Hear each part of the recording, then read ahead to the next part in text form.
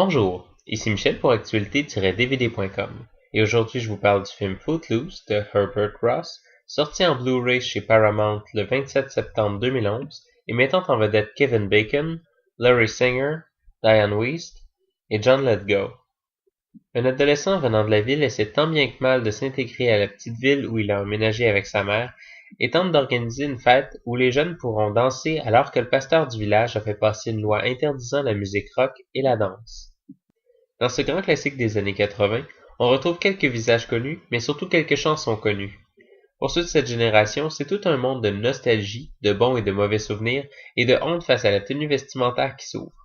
Le film à proprement parler n'a rien d'extraordinaire, le scénario est simpliste, la réalisation est discrète sauf à quelques moments particuliers, dont la scène où Kevin Bacon danse seul dans le hangar.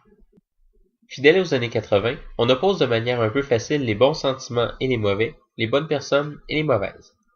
On tombe presque dans la caricature qui ferait perdre la crédibilité des personnages. On se rattrape un peu de justesse à la fin quand les esprits se nuancent et que la droite commence à comprendre la gauche.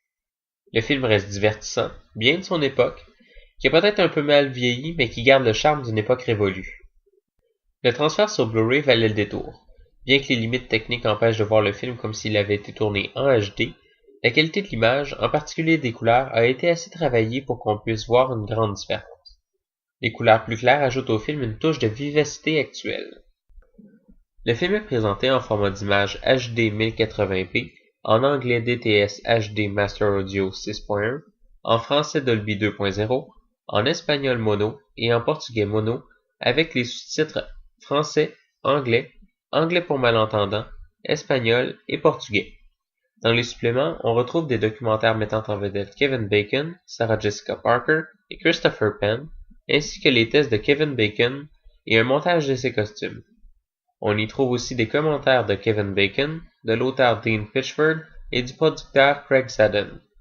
On peut noter que les suppléments sont aussi disponibles avec les sous-titres. En conclusion, je dirais que le film en tant que produit de divertissement va peut-être aller chercher plus les nostalgiques et les amoureux des années 80 que la nouvelle génération. Cependant, en tant que pièce de l'histoire cinématographique, ce film reste un classique très important qu'il est toujours intéressant de revoir. C'était Michel, je vous remercie et bon visionnement.